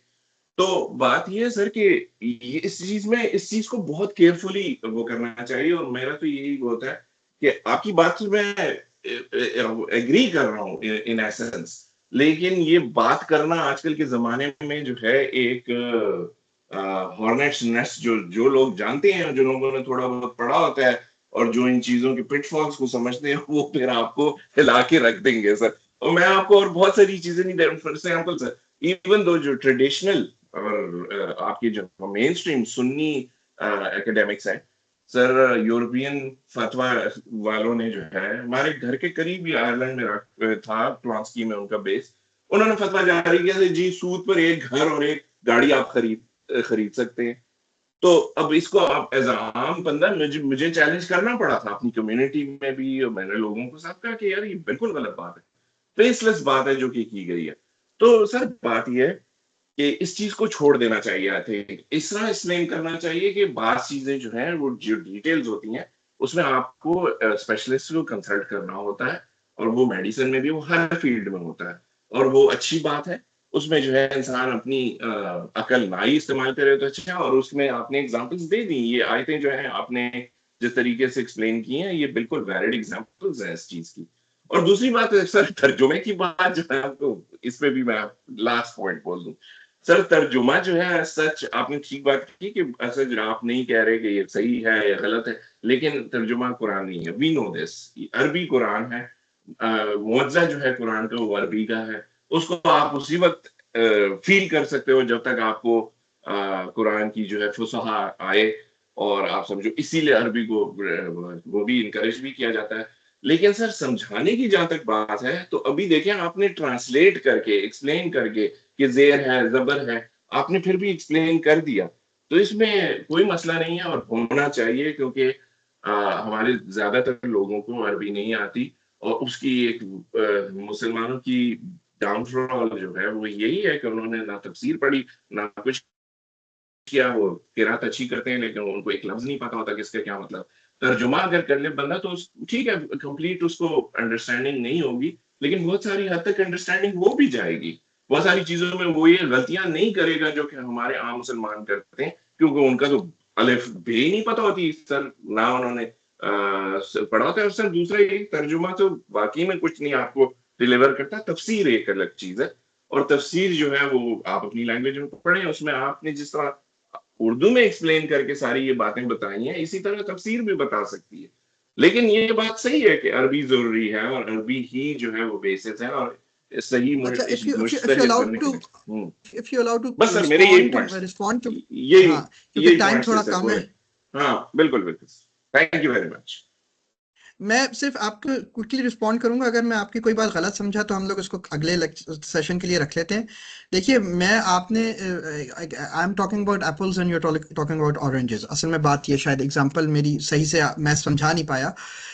बिल्कुल मैं ये कही नहीं रहा, लेकिन मेरी बात असल में यही थी कि मैंने ये कहा था कि we must respect the specialisation specialist. मेरे वो सारी जो पहली मिसालें देने का मतलब था वही था, और आप भी वही बात कर रहे हैं कि स्पेशलिस्ट से बात करनी चाहिए। कुछ लोग ऐसे जो मेरी सारा मिसाल देने का मकसद ही यही था कि मैं आपको ये बात बताऊं कि जो उन लोगों के बारे में कि जो ऐसे पेशेंट्स हैं जिनको कुछ नहीं पता होता और वो आपसे झगड़ रहे होते, मैं उनके बारे में बात कर रहा हूँ, क्योंकि प्रैक्टिकली झगड़ा ही हो रहा होता है कि जब एक लेमैन आकर आपसे आके हाँ बिल्कुल, अगर एक बंदा किसी आलिम के पास जाता है और वो उससे सवालात समझने के लिए करता है, तो मुझे नहीं लगता कि कोई भी आलिम मना करता है। मौलवी मना कर सकता है शायद, जो आलिम ना हो अच्छा। वो 2 नंबर लोग हर जगह होते हैं, वो आपके भी प्रोफेशन में भी है। क्या आपके प्रोफेशन में करप्शन नहीं है? क्या डॉक्टरी में करप्शन नहीं है? क्या उधर 2 नंबर लोग नहीं है? हर जगह होते हैं। हर rotten fruits, rotten apples are everywhere. वो किसी मौलवियों की जागीर नहीं है रॉटन एप्पल्स। मेरी असल बात यही थी कि रिस्पेक्ट द स्पेशलिस्ट। अगर कोई समझना चाहता है, पढ़ना चाहता है, तो सौ बिस्मिल्लाह। लेकिन आप ये बात जब आप अगले के ऊपर आप ये कहते हैं ना कि अगले की स्पेशलिटी के ऊपर खुद स्पेशलिस्ट बन के यू नो नथिंग, और फिर आप उसके फैसले करने लग जाए, तो वो बात बिल्कुल मुख्तलिफ होती है, वो अनएक्सेप्टेबल होनी चाहिए। That is a hurdle in the way of seeking knowledge. ये मेरा मकसद था कहने का, कोई भी सवाल को डिस्करेज करना या ये इस तरह के कोई मकसद नहीं था। पहली बात ये हो गई। और इसी वजह से आप ये बात देखिए कि कुछ सवालात पे बहुत सी बार ऐसा होता है कि आलिम जवाब नहीं दे पा रहा होता, लेकिन सवालात और डिस्कशन से उसका जवाब बेहतर हो जाता है। ये हर बात हर कोई मानता है।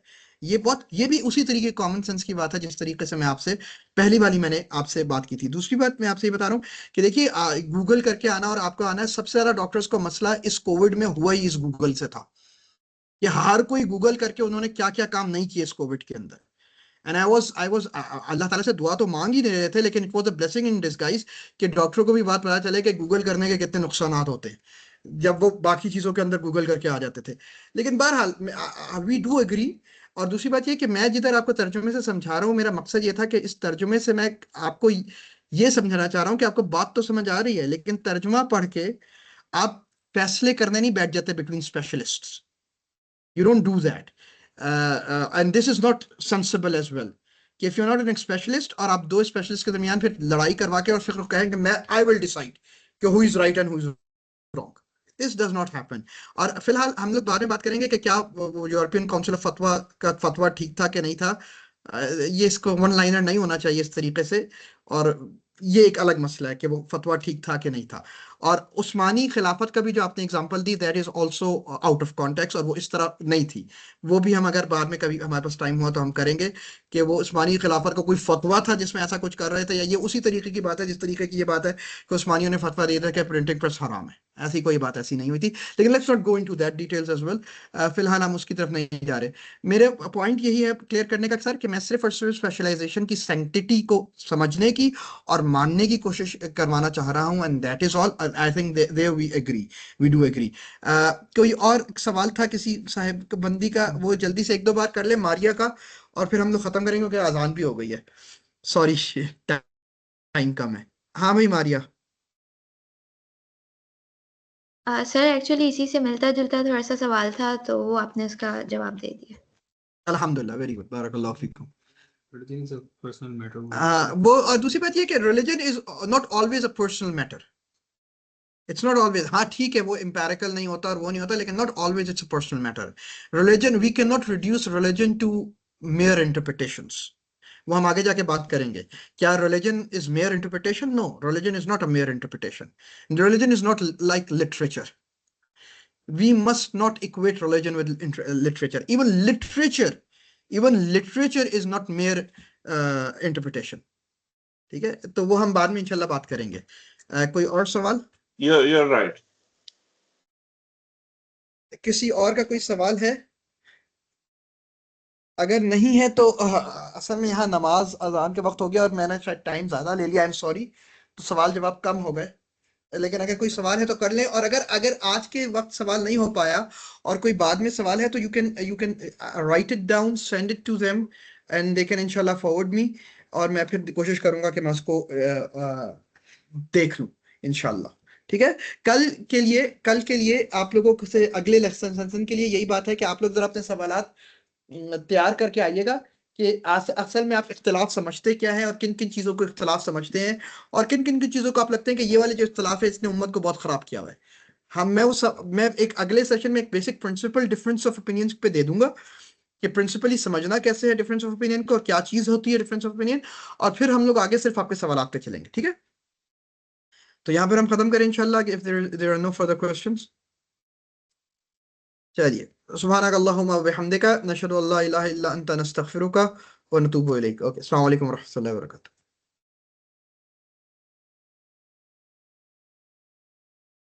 चलो।